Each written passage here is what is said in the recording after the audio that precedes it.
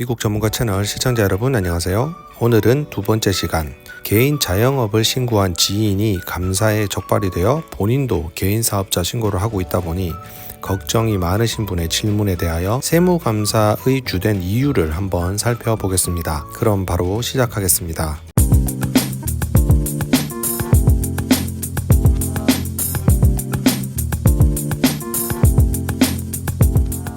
개인 소득세 신고에서 감사 비율이 가장 높은 것은 자영업을 신고하는 경우입니다.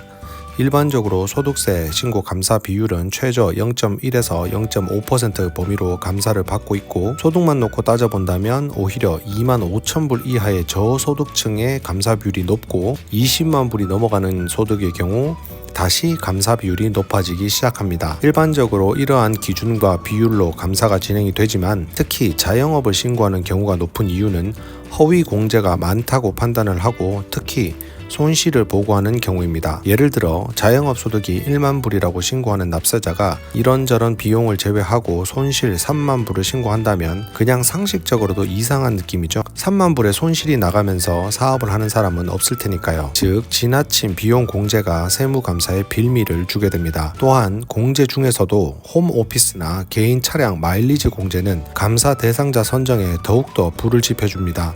따라서 자영업에 큰 손실을 보고하는 경우는 언제든지 문제가 될 경우 비용에 대한 증빙과 해당 사업의 별도의 은행 계좌를 보유하고, 특히 차량이나 홈오피스를 공제하시는 분들은 매년 마일리지 사진을 수시로 찍어두시고 홈오피스 역시도 사진을 근거로 찍어두시는 것을 늘 권유드리고 있습니다. 미 국세청 IRS가 22회계연도에 공시한 세무감사의 10대 이유는 다음과 같습니다. 첫 번째, 수익 대비의 과도한 공제. 두 번째, 차량, 여행, 식비 공제가 다른 공제에 비해 과도한 경우. 셋째, 사업체 손실에 대한 공제가 큰 경우. 넷째, 합리적이지 않는 공제인 경우. 다섯 번째, 소득이 누락되는 경우. 여섯 번째, 특정 필수 보고서가 누락되는 경우. 일곱 번째, 고소득자. 여덟 번째, 자영업 소득이 있는 경우. 아홉 번째, 해외 자산이 많거나 가상화폐를 소지한 경우. 열 번째, 기부금 공제가 과도한 경우라고 합니다. 그러니 질문하시는 분은 아마도 1, 2, 3, 4, 8번에 해당한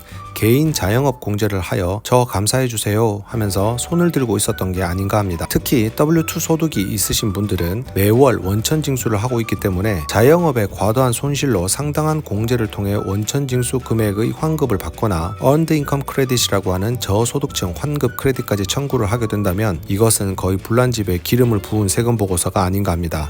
물론 공제가 높아도 환급이 많아도 근거가 확실하고 증빙할 수 있다면 전혀 문제되지 않습니다. 그러나 여러가지 감사 위험도가 높은 허위 클레임은 잠깐 환급이 높아 즐겁더라도 3년 안에 언제든지 감사할 수 있는 세법의 소멸시효 안에서는 항상 불안해하고, 적발되면 의도적으로 허위 클레임을 지속했다라는 판단이 들면 3년 이전의 것도 감사할 수 있는 권한을 가지고 있어 주의할 필요가 있습니다. 정말 개인 사업자이고 사업을 했으며 관련 비용에 대한 증빙 자료가 있는 경우는 고민 없이 있는 그대로 신고하셔도 됩니다. 이후 증빙을 요청했을 때 응대를 하면 됩니다. 그러나 그 응대가 과히 실무적으로 간단한 문제만은 아닙니다. 그러니 특히 개인 사업을 하시는 게 아니거나 대부분의 소득이 W2 근로소득인데 갑작스레 개인 사업자가 있어 여러가지 공제를 통해 개인 사업자 손실 때문에 과도한 공제나 리스크가 높은 공제를 하는 것, 특히 규정에 맞지 않게 공제하는 것은 지양하실 필요가 있습니다. 오늘은 제2편 개인 사업자가 세무감사에 자주 적발된 이유를 설명해 드렸습니다. 오늘도 유익한 5분 되셨길 바라며